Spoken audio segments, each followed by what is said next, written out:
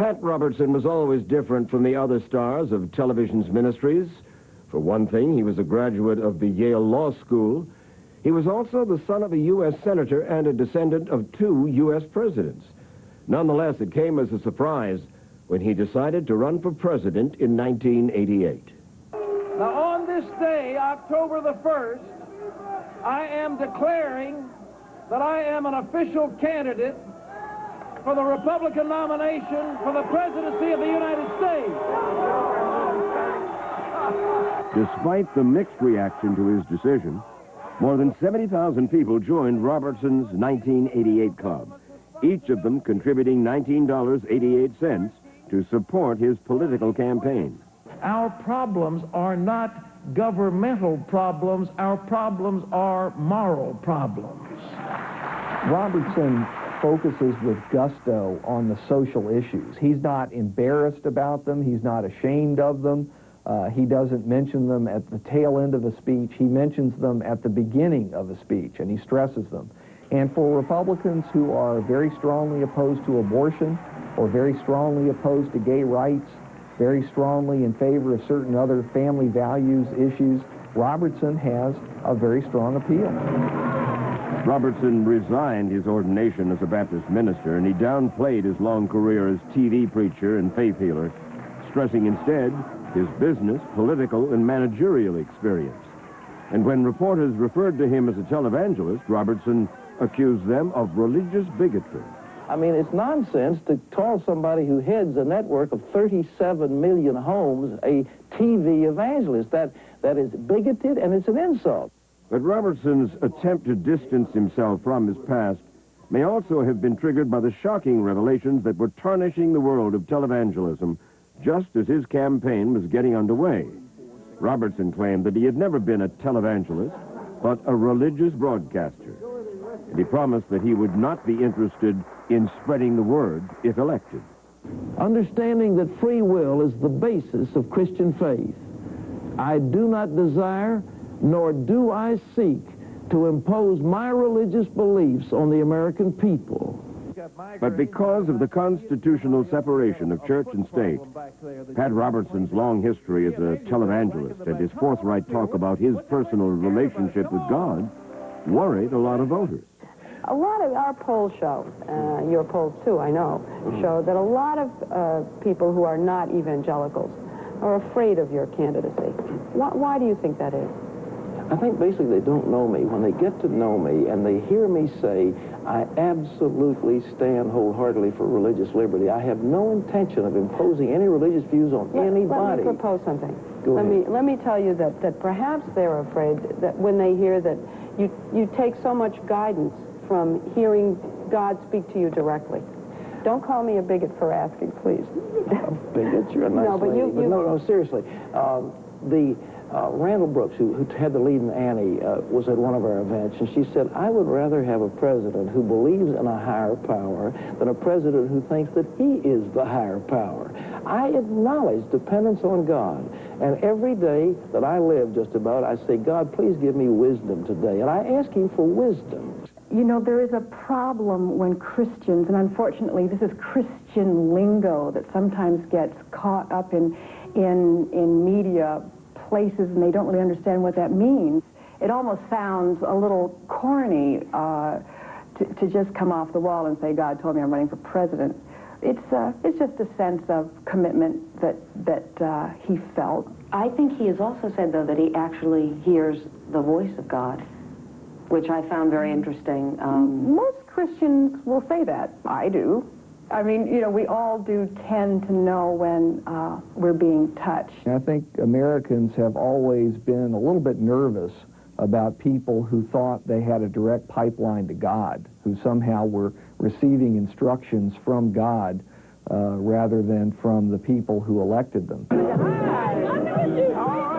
Despite the doubts, Pat Robertson surprised everyone with a second-place finish in the Iowa primary behind Senator Bob Dole and in front of Vice President George Bush. So after Iowa, he marched on to New Hampshire. Hi.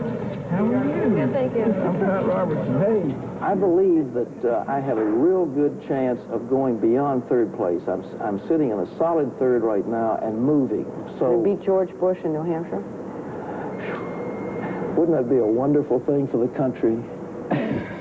But it was not to be. Pat Robertson finished far behind the front-runners. And it was then that the Jimmy Swaggart scandal broke, the scandal Robertson could not ignore.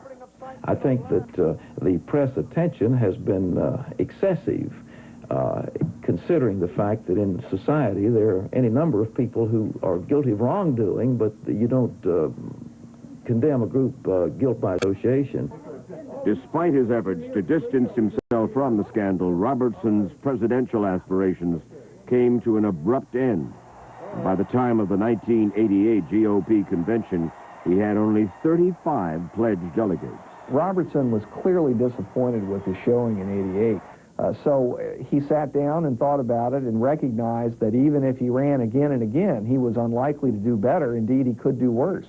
So instead, he decided to become the power behind the throne, to provide the money, to provide the network and the organization, to provide the framework, and let other people become the public people, presenting the public face of the Christian movement. Pat Robertson's 1988 voters, more than 1 million of them, became the foundation of the political action group he founded in 1989. And by 1993, Robertson's Christian Coalition had more than 400,000 members in 850 local chapters. What is the Christian Coalition? Is it a religious or a political organization?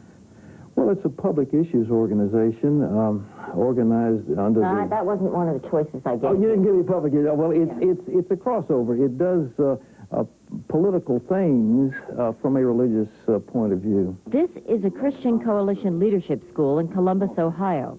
There are 70 of them scheduled around the country this year. They are open to the public, but not to our cameras. We went undercover. When you get your opponent, where you start getting one little crack, one little weakness, you do not let up. At that point, you go for the jugular. The advice is coming from Guy Rogers, the Christian Coalition's national field director. These 1 to 2 day seminars he runs promise to teach citizens, quote, how to be involved in a political campaign. The trick is to be better organized than the other guy.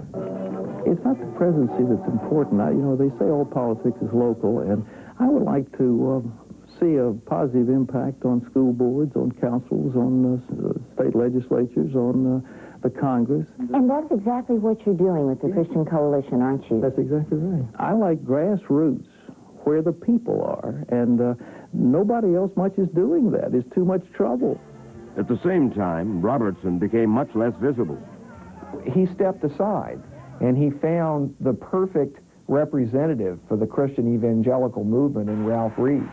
He was perfectly willing to let Ralph Reed go on CNN and CBS and ABC and NBC and all of the other important media outlets to represent the Christian point of view. How y'all doing? Hey, how are you? If the religious right has a political mastermind, it is Ralph Reed, the 34-year-old executive director of the Christian Coalition. Well, good to see you. God bless you. With 1.6 million members, the Christian Coalition is the most powerful group on the religious right and the best organized, distributing 33 million voter guides last November. And it began making dramatic inroads into the Republican Party. For I believe in America that has laws that make it tough to get divorced, that makes homosexuality illegal, that does not tolerate sexual perversion of any kind.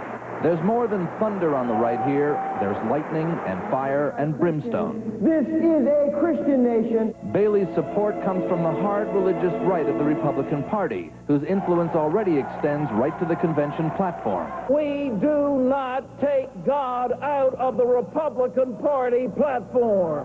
In fact, the religious right in the form of Pat Robertson's Christian Coalition has been accused of hijacking the party. Robertson is a much more sophisticated thinker than his critics will allow. He is not the Bible-thumping preacher that many of those who oppose him suggest that he is. He understands politics probably as well or better than he understands religion. And he combines the two in a way that no one else has been able to do. Before the end of this decade, the Christian Coalition is going to be the most powerful political organization in the entire United States of America. It was Pat Robertson's Christian Coalition that helped engineer the Republican sweep of Congress in 1994. And while the Republicans failed to win the White House in 1996, the Christian Coalition did help them solidify their hold on Congress. Some final thoughts when we return.